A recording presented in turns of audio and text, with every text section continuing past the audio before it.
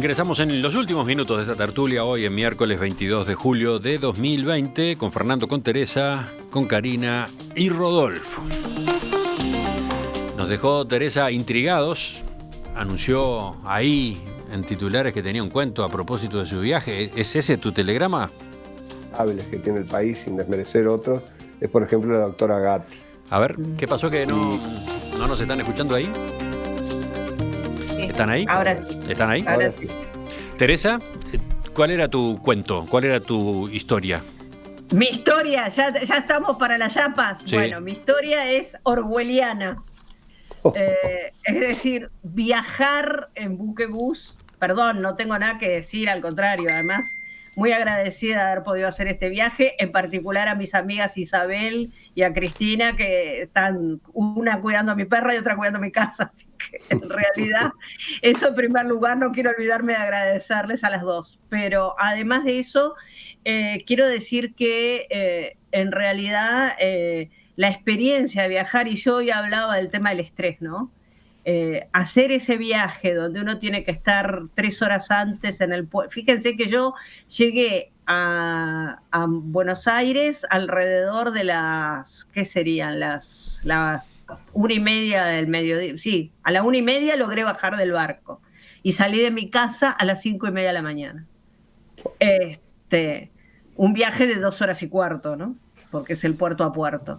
Y viajar con personas enteramente vestidas de blanco, con máscaras de acetato, con barbijos, que apenas se les oye lo que dicen, hablan fuerte, por supuesto, todo con una corrección. No estoy, al contrario, no estoy criticando, estoy diciendo que es una experiencia muy estresante, ¿no? Porque porque yo además también estaba con máscara de acetato, con doble barbijo, con un montón de cosas, y el hecho de, bueno, guarden 2 metros de distancia, el llenar 80 millones de papeles prometiendo que uno se va a quedar encerrado, que va a hacer todo lo que tiene que hacer, declaraciones juradas de todo tipo, para ir al baño hay que levantar la mano, porque si no, y personal de la compañía te acompaña hasta el baño, desinfecta tanto cuando entras como cuando salís, volvés.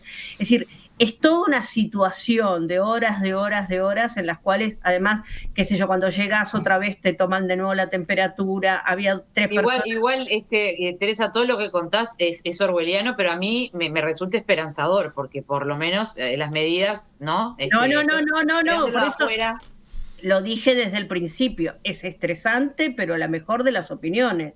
Es decir, es más, en un momento dado yo llevaba una mochila atrás y de pronto sentí como que alguien me tocaba la mochila y uno de los de la tripulación le dijo a la persona que estaba detrás mío: señor, ¿qué parte de 2 metros de distancia no se entendió? Uh-huh.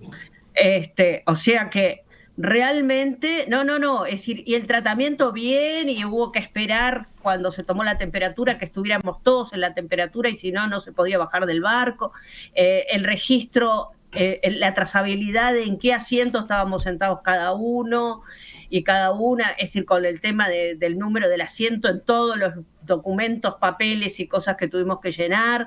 No, todo eso es una tranquilidad tremenda, y yo creo que, pero insisto, por eso yo hablaba hoy del tema del estrés, ¿no? Imaginen estar viajando, estar durante un montón de horas detrás de máscaras y con personas que están detrás de máscaras también, ¿no? Es decir, es una situación compleja.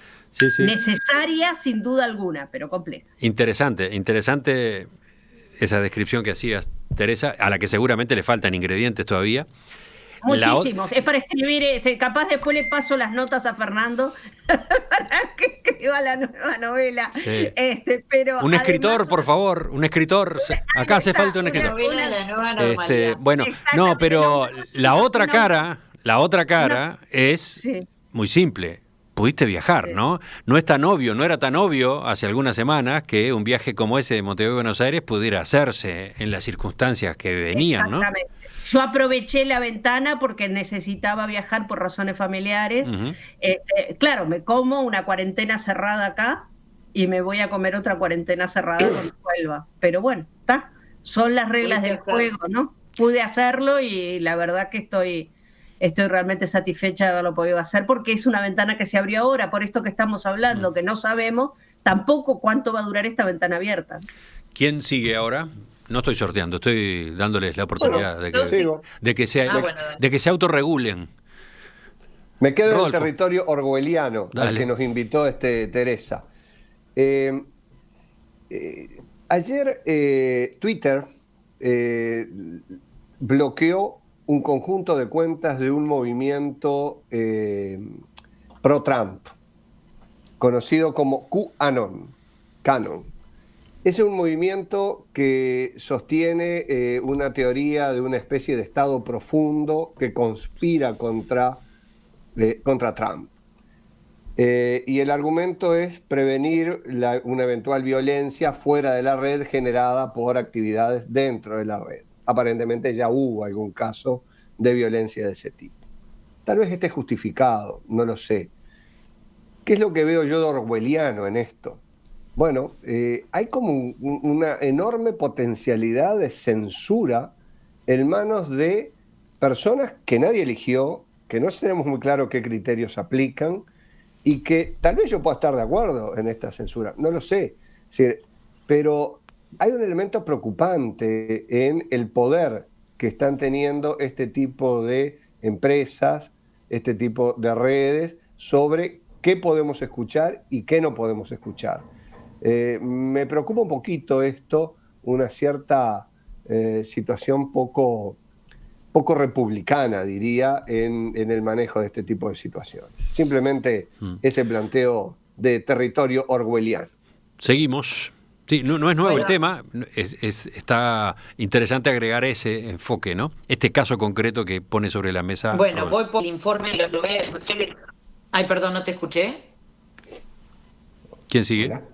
Bueno, voy yo un Fernando. segundo, porque yo no iba a decir nada, iba a resignar mi espacio en función de la hora, pero a propósito de lo de Rodolfo, quiero hacer un apunte nomás.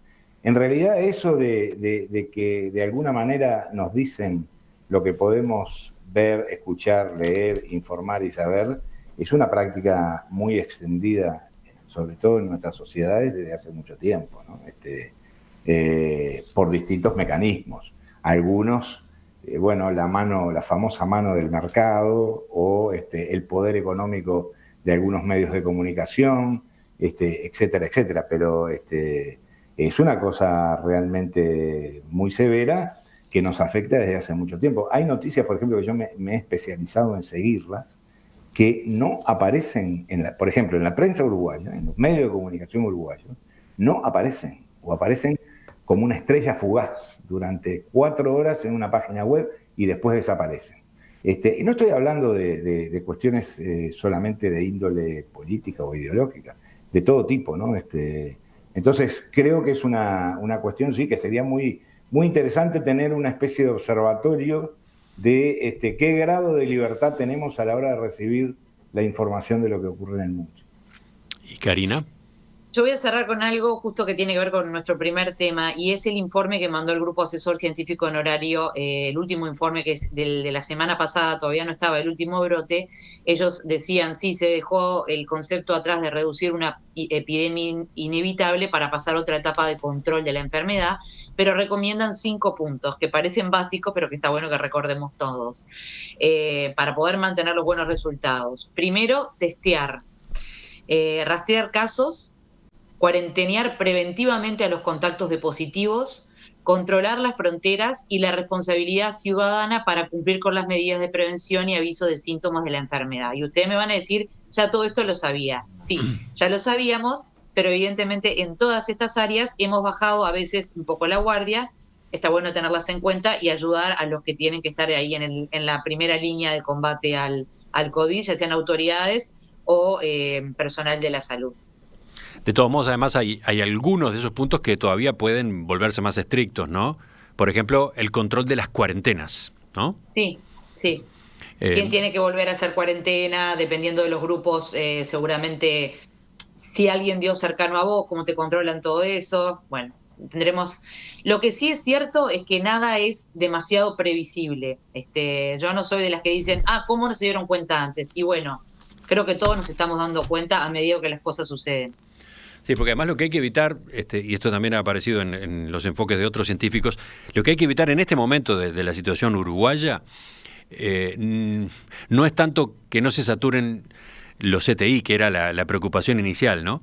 Lo que hay que evitar es que aparezca una cantidad grande de brotes, porque una cantidad grande de brotes complica mucho lo que hasta ahora se ha podido hacer muy bien, el seguimiento, que es el rastreo, ¿no? Y por lo tanto, la acotación de cada problema a un grupo chico de gente. Exactamente. Si los brotes pasan a ser numerosos, el escenario cambia, ¿no?